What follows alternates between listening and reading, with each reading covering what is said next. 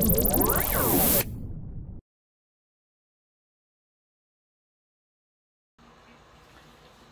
so ito na yung ating main unit, yung ating intercom, Freedcon R3. Examine natin yung kanyang mga buttons kung ano-ano yung mga dito. So, mayroon tong 6 na buttons, ano. So meron tayong nakalagay doon minus tsaka plus. So ito yung volume up at tsaka yung volume down, next song tsaka yung last song. Okay, so ito sila.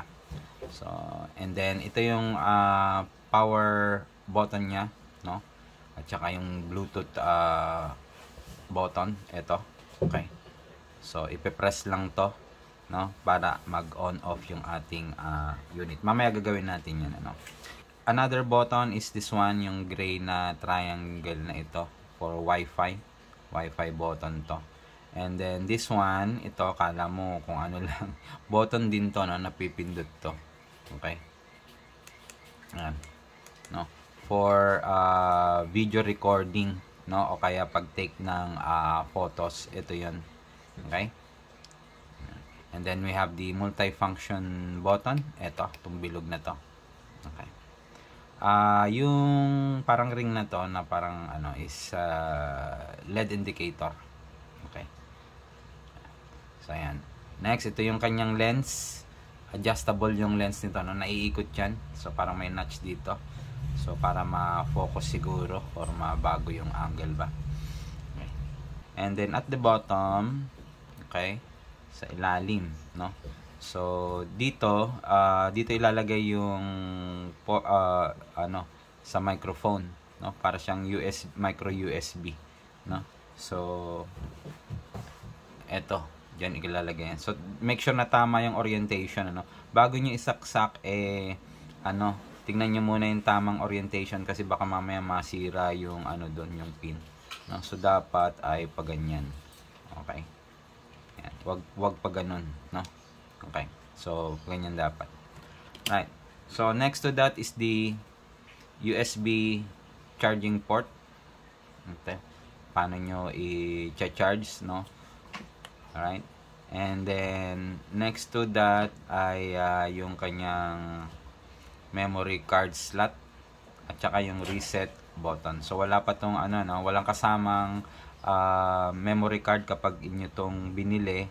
So make sure na bumili kayo, no, ng memory card para magamit nyo to ng maayos. And then last nga pala, ito yung kanyang microphone port. Ito microphone nya, ito yung parang maliit na butas dito. Okay, so bago natin i-on, tanggalin muna natin yung kanyang ano, plastic. Yan na.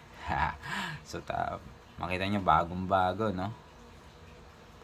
Okay, ito yung masarap dyan, oh, okay. And then this one. Yan na, no? I-on natin yung unit. So ito yung on off nya. Okay, so press natin ng segundo. Okay, hanggang sa kita nya na nagbi-blink yung kanyang kulay blue, no? Ayan, nagbi-blink siya. Ito kasi naka-pair na, no, dun sa aking cellphone. Full charge na. So yan, pwede nating gamitin yan. Pero yan muna natin, kabit muna natin yung kanyang mic. Again, as I said, pero ano, off nyo muna bago kayo magkabit-kabit ng kung ano-ano. I-off muna natin po. Ayan, okay, so off na yung unit. I-kabit natin yung kanyang mic.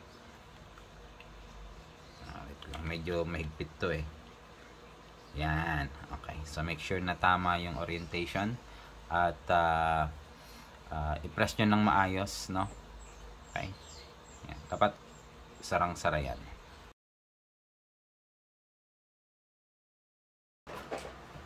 So So ngayon, lagyan natin to ng memory card para magamit na natin. So ang ilalagay natin ay ito, SanDisk Ultra 128 gigabyte, no? Okay, yan ang capacity. Okay, so para ma-install sa ilalim, tanggalin tong rubber seal na ito. And then kung ganito yung orientation, ano? Okay. So kung kaharap mo yung intercom, yung gold contacts ng inyong micro SD ay nakaangat. Okay. And then push natin ito. Ayan. Okay, so ayun na. And then make sure na naka-seal para just in case na maulanan hindi mabasa yung ating hindi pasukin ng tubig.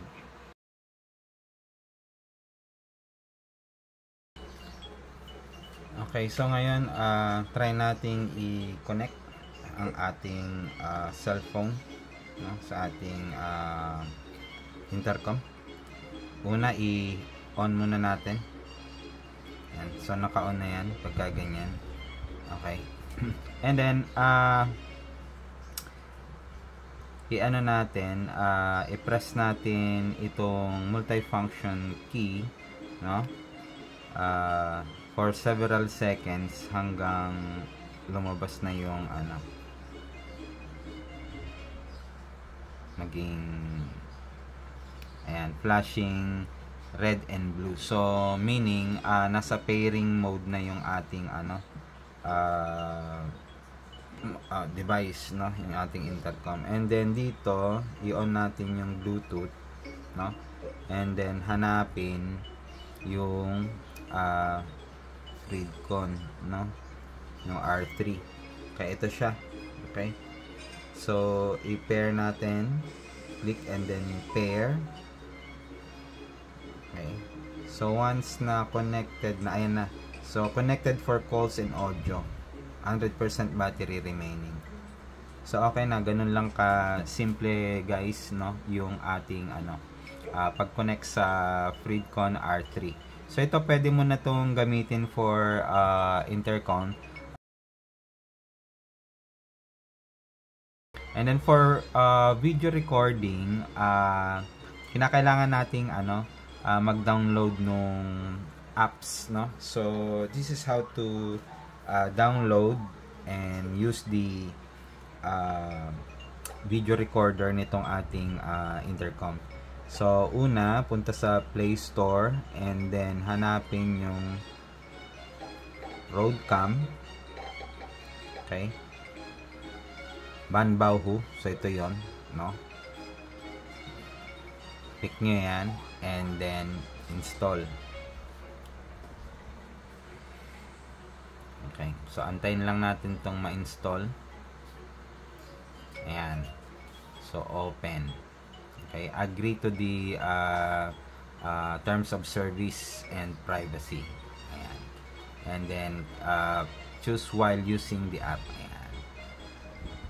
So allow Roadcam to access photos and media on your device. So siyempre allow lang natin. So ito na yung app, no, na ating gagamitin para makapag record ng videos tsaka pag-take ng photos. So ito siya. Meron pa tayong gagawin na procedure para makapag-ano na tayo, makakonect at makapag-record tayo. So una muna no, doon sa Wi-Fi, punta kayo doon sa Wi-Fi nung inyong ito. Okay. So, dapat may lumabas dito na Freedcon. Pero bago yun lumabas, kailangan muna i-on natin yung nito, DV recorder nito. So, press for several seconds. Ito. Okay? Hanggang sa lumabas yung kulay green na yan, no? And then, i-on din natin yung Wi-Fi. Press for several seconds. So, hanggang marinig nyo yung prompt, no? Okay? And then, balik kayo dun sa Wi-Fi. So, i-scan nyo lang. And then, dapat meron kayong makitang Freedcon. Ayan na si Freedcon, no? Okay, so, click nyo lang yan. And then, tatanungin kayo ng password. Ang default password nito ay 1, 2, 3, 4, 5, 6, 7, 8 na. So, 1, 2, 3, 4, 5, 6, 7, 8. Okay, and then connect. Ayan. So, kung narinig nyo, no, connected na siya. Ayan na. Okay. So, ganun lang. Pwede nyo, dito pag lumabas to, always connect. Yan. So, yun yung, yung always connect. So, connected na tayo dun sa ating, intercon. Yan. Freedcon connected. Pero syempre, without internet yan. And then, balik kayo doon sa, sa inyong, Roadcam app. No? So, tingnan natin kung, ayan na. So, ito na po, no, yung, nakakakuha na po siya. So, nagre-record na yan. Ayan, nakikita nyo naman, nagbibilang na siya. So, ayan, makakapag-record ka na, ng video. So, pwede mo na itong gamitin, no, para makapag-record ka na ng video mo. So, pwede ka na mag-motovlog. Pwede na mag-motovlog. So, to stop the recording, ayan naman yung button to stop. Ayan, stop. Stop recording. Now, pag nag-stop recording, mapapansin niyo na yung LED indicator natin ay flashing green, no? Pagka yan solid green, ibig sabihin nagre-record, no? Okay? So, tingnan nyo. Start natin mag-record. Ayan. Ayan na. So, yan. Pagka solid green, no? Nagre-record yan. Ayan, nagbibilang siya. Pagka yan ay hindi nagre-record, yan, stop natin. Flashing green. Okay? So, yun yung indicator niya. Ngayon, para makita nyo yung mga videos nyo na kinunan, ito siya. Nandito. Click nyo lang yung videos. So, ito na siya. Ito na yung mga nakuha, no? So, pwede nyo itong, i-download. So, pwede nyo, kunyari, kung gusto nyo i-download to, no? Ayan, 14 MB. Ayan. Select nyo lang kung ano yung mga videos na gusto nyo i-download and then press nyo tong download button na to. O kaya kung gusto nyo i-delete ito, yung kabila naman. So, ito mapupunta, pag download nyo, mapupunta doon sa inyong cellphone, no? So, doon nyo na pwedeng i-edit, i-cut, or whatever na gusto nyo gawin. Okay. Ayan. So, para naman hindi mapuno yung inyong memory card, no?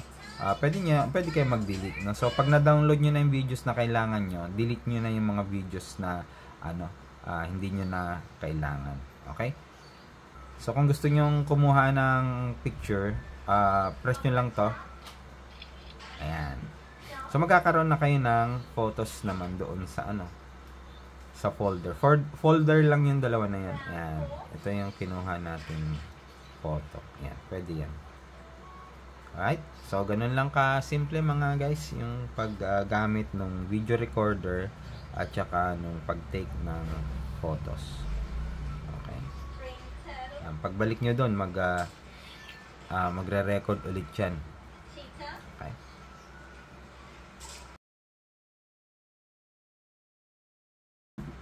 Right. Para makontrol nyo yung recording at kung ano nung pang settings, yan, punta kayo dito sa gear icon na to. Nandito yung settings niyan. So, kung gusto nyo palitan yung Wi-Fi name, yung Wi-Fi password, nandito siya. Kunyari, Wi-Fi name, pwede kayong mag-type dyan. Okay.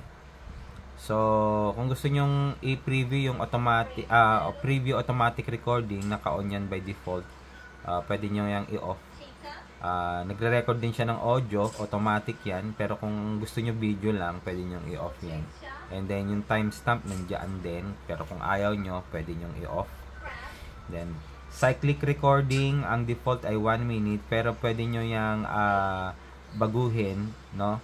Kung gusto nyo every 3 minutes yung cut nya, 5 minutes o kaya 10 minutes, pero kung gusto nyo continuous, i-off niyo. Okay? So, sa akin, ang gusto ko, siguro mga every 5 minutes, na? Okay? Kasi kapag ka naka-off yan, continuous yun, just in case na magkaroon na makorap yung videos nyo, di buong files nyo wala, no? Unlike kung every 5 minutes, kung may makorap dyan, yun lang yung portion na nakorap, may mariretrieve pa kayo. Okay, so kanya-kanya namang preference yan. So sa akin ay 5 minutes. Pag 10 minutes kasi naman, okay din. Pero minsan malaki na yung file niyan, ang hirap na rin mag-edit. Pero kung mabilis naman yung computer, walang kaso yan, no? Okay, yung 10 minutes na yan. Okay, so ganun lang, yan yung cyclic recording. G-sensor, ito hindi ko pa na-try ito, no? Once vehicle collision happen, the video is not covered when the collision is automatically locked. It will be evidence for accident. Later on ko na ito, hindi ko masyadong kabisado yan. So, naka-auto power off din siya. And then, yung video, ito no, video quality, by default, at siya ay naka full HD at 30 frames, no? P30. So, kung gusto nyo mas mataas, pwedeng itong 3 MHD o kaya QHD. So, ito yung pinaka linaw niya, no? Yung QHD at 30 frames per second. So, ilagay na lang natin dun. Pwede nyo rin ma-adjust yung exposure tsaka yung format, no? O kung gusto nyo i-format yung memory card nyo, dito yung format, no? Okay, burahin nyo ng buo. Pwede na yung i-factory reset, pero ako hindi ko yan i-reset. So far yun lang naman yung settings natin dito sa Roadcam na to. Okay? So, ayan. Balik na lang tayo doon. And then, start ulit siyang mag-record. So, ganun lang guys. So, stop natin and then exit na tayo. Okay. So, nagre-record pa rin siya, no? Bug siguro to. Okay, in-stop na natin pero parang nagre-record pa rin siya. So, to stop yung kanyang recording ngayon, pwede nyo tong i-press, no, yung FreeCon icon na yun. Okay? Ayan, flash. Ngayon, turn off yung device natin. Pwedeng i-off natin yung Wi-Fi by pressing this for several seconds. Ayan, maririnig nyo naman yan. And then, pati yung ito, kung yung DV recorder natin, pwede na natin i-off, no? Press nyo lang to ng long press. And then, to turn off yung unit, kanina na banggitan natin to. So, long press lang din hanggang mag-turn on yung red. Okay. Off na yung device natin. Alright? So, ganun lang kasimple yung paggamit ng ating intercom. Okay?